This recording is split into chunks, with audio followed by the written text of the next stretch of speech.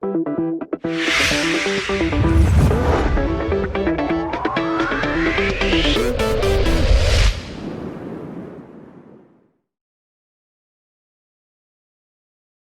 guys, it's KJ from the Scariest Movie Ever channel on YouTube. I got a video here. I got some things I want to show you, and we're going to take a look at some very real possibilities. This is one of those videos where we're just connecting some dots and we're raising some questions. I've been seeing a narrative play out in the media for quite a while now regarding President Obama. And this narrative is the exact opposite of what's been playing out for President Trump. It's only been 9 months since Obama left the presidential office. And where in the past most presidents that left their office would kind of fade away into the background, at least for a few years, well, that same rule doesn't exactly apply to Obama. Can you tell me one time in history where something like this would have been okay? Before we get started into really delving deep into this, please understand that I'm not a Republican or a Democrat. I am not a part of that false left-right paradigm. That being said, it's very important to pay attention to the narrative that's at play here. These are reality controllers. These are reality creators. We're looking at predictive programming, social engineering, even a bit of lesser magic. You see, all of this stuff is playing out for a reason, and it's incredibly important for us to pay attention to this and to understand the underlying message. Why is it that in all forms of media, Trump is being portrayed as the worst president ever? And not just as a bad president, but as a horrible human being. So remember, this is all a part of a narrative. There's a lot more at play here. This is a setup for something to come, in my opinion. And you'll be seeing more of this anti-Trump narrative, this anti-Trump dialogue coming out as time goes on. Because it seems that all of these different corporations that control a handful of the media organizations out there are anti-Trump. But the more you look into it, you'll realize, perhaps as I did, that it's not just anti-Trump as a man, it's really anti some ideas. It's anti-lifestyle. Because the media is constantly portraying Trump as some kind of a Christian. You can go to any search engine and just type into the search bar Trump Christian, and you'll get tons and tons and tons of stories. So it's interesting. I see this in that narrative. On one hand, everything is Trump is the worst human being in the world. He's the worst president ever. And on the other hand, it's pushing how much of a Christian he is. And there's a reason for that. And this brings us back to Obama. So here's a story that just came out a few days ago. Obama and Bush launched dual coded attacks on Trump as former presidents denounced politics of division. And that's laughable. Because if ever there were divisive presidents, because certainly Trump is a divisive president, but are you trying to tell me that Obama wasn't divisive? Or that Bush wasn't divisive? Of course they're divisive. They are all divisive. That's a part of this two-party system. It's Coke or Pepsi, right? Republican or Democrat. It's all basically the same party anyway. They act as if they stand opposed on certain issues here and there. But as far as the bigger picture goes, all of these people are connected to the same secret societies. All of these people are connected to the Masons, or the shadow government. And the trick is that they keep us all divided over these emotional issues. I mean, it's just like football. That's all it is. Pick a team, right? They have to keep the people fighting and battling against each other. This is a part of that control mechanism. This also explains why very little gets done by either party when they're in office. So the headline could very easily be, Cousins Obama and Bush come out against Trump. So even more interesting, as we climb up this family tree, we find even more related branches. This is what happened when George Bush heard he was related to Bill Clinton. So the Clintons, the Bushes, and Barack Obama are all of the same bloodline. Now here's something really interesting from this article I wanted to share with you. I mean, it's already interesting that all these people are from the same bloodline, right? But I want to show you something else here. Look at the bottom. This is George Bush wanted to know more about Terry Hatcher. Apparently he's a fan of Terry Hatcher, the Desperate Housewives actress. So I find that paragraph very interesting. Let me show you why. So there's actually video of this, and it's typically kind of hard to find. There's one copy I found online.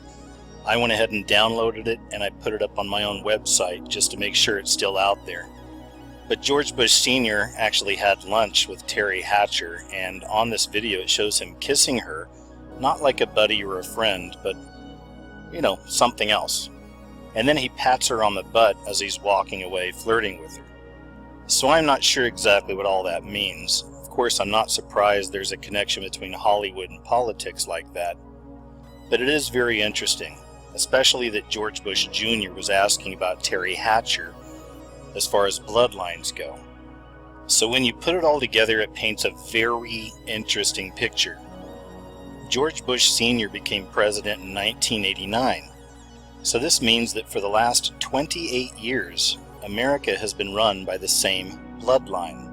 Are you beginning to see a pattern here? Don't tell me this is just a coincidence. So again, this brings us back to Obama and the plethora of stories that are coming out about how great he is and how he's still coming back. He's not finished yet. Is all of this a setup for Obama to come back and be the president once again? There are some very interesting things I want to share with you and show you here. Now, first off, we're going to be getting into some pretty wild territory for some of you.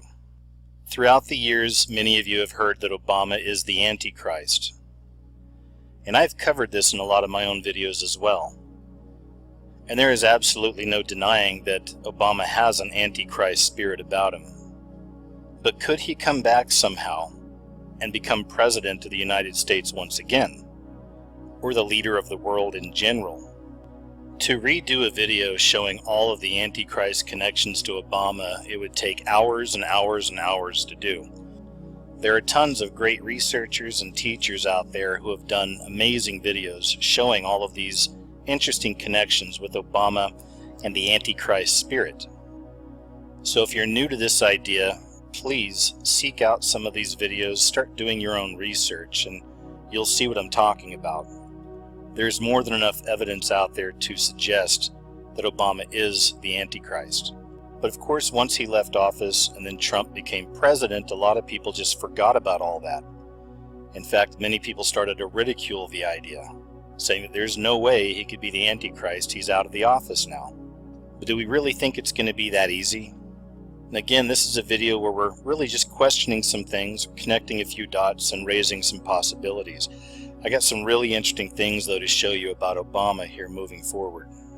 So for the last few years, you may have seen this, quote, conspiracy about 9/23, September 23rd. For the last few years, there have been tons of videos showing up on YouTube just before this date. All of them suggesting different ideas, but typically connected to the end times. Many people even believe that 9/23 would be the date of the rapture. If you haven't seen these videos, you can go to YouTube and type in 9/23 rapture, conspiracy, anything like that, and you'll see tons and tons of videos about 9/23, the date. Many people were convinced that something significant was going to happen on 9/23. And each year 9/23 comes and goes, and it seems as if nothing really significant ever actually happened. However, I did find something very interesting that did happen on 9/23 in 2015 that I haven't seen a lot of people talking about. So in keeping with the idea that Obama is in fact the Antichrist, many of us also believe that Pope Francis is the false prophet. Pope Francis is a Jesuit. Pope Francis talks a lot against Christianity, against God, and against Christ. We've never had a pope like Pope Francis before. It seems like every few weeks he's saying something else that just doesn't quite add up. So isn't it interesting that Pope Francis, the false prophet, let's say, visited with the Antichrist on September 23rd, 2015. And on this day, the false prophet and the Antichrist exchanged gifts at the White House. So this is the gift that Pope Francis gave Obama. It was supposed to be commemorating the 2015 World Meeting of Families that took place in Philadelphia. Now remember, most of everything these people do is coded. So oftentimes we have to read between the lines of what they're saying or what they're doing. If you're not familiar with your Bible, you should look up the Church of Philadelphia and what that means. Many people say that the Church of Philadelphia will be the people raptured. So it's interesting that they have Philadelphia here on this plaque, the Church of Philadelphia. And the images on the bell and the cross and everything around almost looks as if it's people rising up through the air. So now this is very interesting too. This is what the Pope gave Obama. The plaque on the right is called the Angel of Peace. But as I said, these people work in codes, in the occult, in the hidden, and before our very eyes. So I looked high and low for a really clear picture of this Angel of Peace. This is the best picture I could find. They say that the angel's trying to pull together different hemispheres of the earth. They also say that he's wearing armor because he's ready to do battle. But my question is, with the people involved, is this really what they're telling us? Is this really an angel of peace? It's a giant angel, apparently wearing armor. I've seen some people say they believe the arm right there is actually a dragon. Now I'm not so sure about all of that. I still find these gifts very interesting, but there is something I can show you that is beyond a shadow of a doubt. It's very intriguing, to say the least. So for those of you new to this, once again, there's more research you can do into the Vatican, into the Pope, and all of the occult symbolism surrounding it, surrounding all of it. The whole Vatican, from the inside, the walls, the pictures, the paintings, to the outside structures themselves, are filled with occult symbolism. Going by, again, this thread that we're kind of continuing on, that here we have the Antichrist and the false prophet in front of a picture of what I believe is the birthing of the Antichrist, even the birthing of the Antichrist system. Because again, going back to the study of the occult and the Vatican, that picture behind them is representing, as far as I'm concerned, the Antichrist figure coming out of a woman's reproductive system, let's say. The birthing of the Antichrist spirit on the earth. So again, we're back to the original question. Could Obama come back? Could Obama be president once again? Well, we follow the narrative and we watch what he's doing. So this is very interesting. Obama's to host the first global summit in Chicago. Once again, this has to do with the one world order, right? Eventually the one world religion, the one world leader. Here we have Obama, that millions of people believe is the Antichrist. And now he's hosting a global summit in Chicago, and guess what day it starts on? It starts on Halloween. October 31st is the beginning of this global summit in Chicago with Obama. But how could Trump lose his presidency, right? That's the question. So obviously you see the narrative all through the media. We also see it in politics. Tons of politicians coming out constantly talking about impeaching Trump.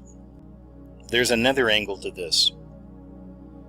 Once again, you can go to either YouTube or any search engine and type in New York City tsunami nuke prophecy, any combination of those words.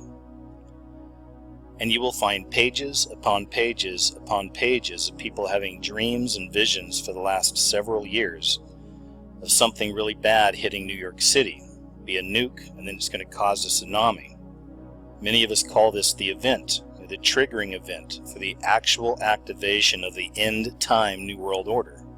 Because there's pieces of this New World Order, this final New World Order in place all around the world. But there's going to have to be some triggering event to lock it all into place.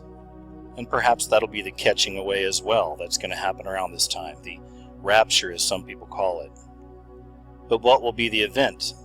Some people think it'll be a chain reaction of events. Perhaps it'll be everything being triggered at once. Earthquakes, tsunamis, meteors falling from the sky. And the beginning of World War III. America being attacked. Nukes popping off all around the country. At this point, all we can do is speculate and again connect the dots. And as I said, there are tons of people who've been seeing this New York City destruction for a very long time. So maybe that'll be the event.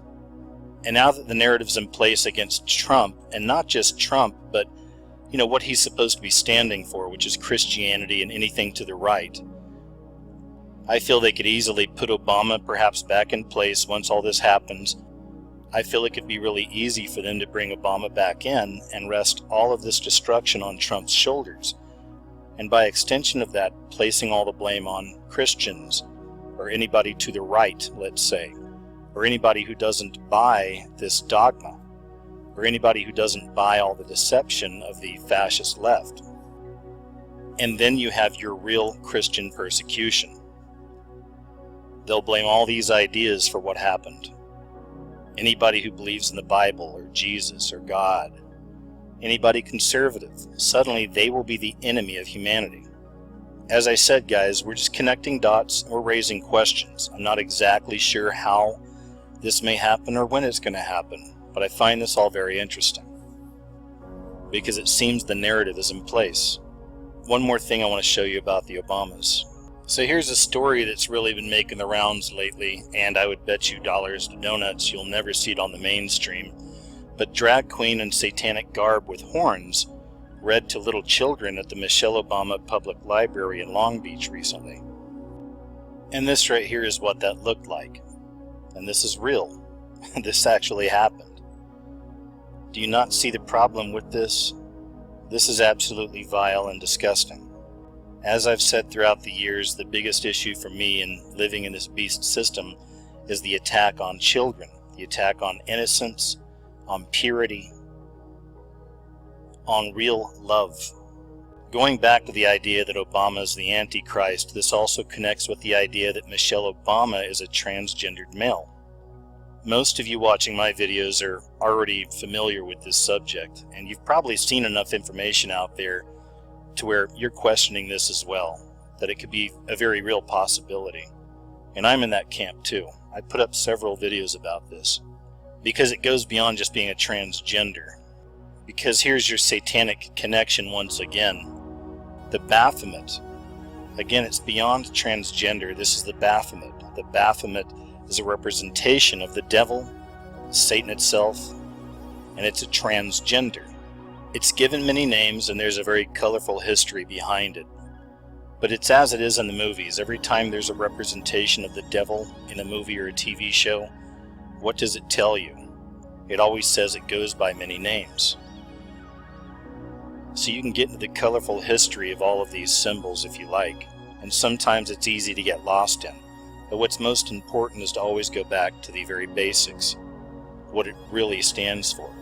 Beyond all the colorful symbolism and all the different words and names, this is Satan itself.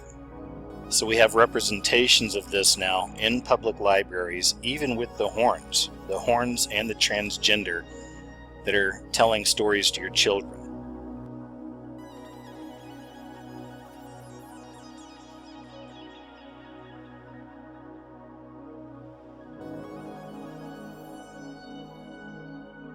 As I'd mentioned in the beginning of this video, we're connecting dots, we're watching the narrative play out, and we're questioning what the end game could be. These are very interesting times we're in. It's very important to keep an eye on such things. One of the reasons it means so much to me to watch the kind of things we watch is because it helps me in my own personal walk. It reminds me that so many of the things of this world in our own personal lives don't really matter. That what matters most, in my opinion, is to walk with God, is to have Jesus Christ in your life, and to try to follow His ways, to live in love, peace, and understanding, but at the same time to be watchers of the times we're in. So thank you for checking out the video. As always, I appreciate it. I'll leave you with that for now. So until next time, take care of yourselves, okay?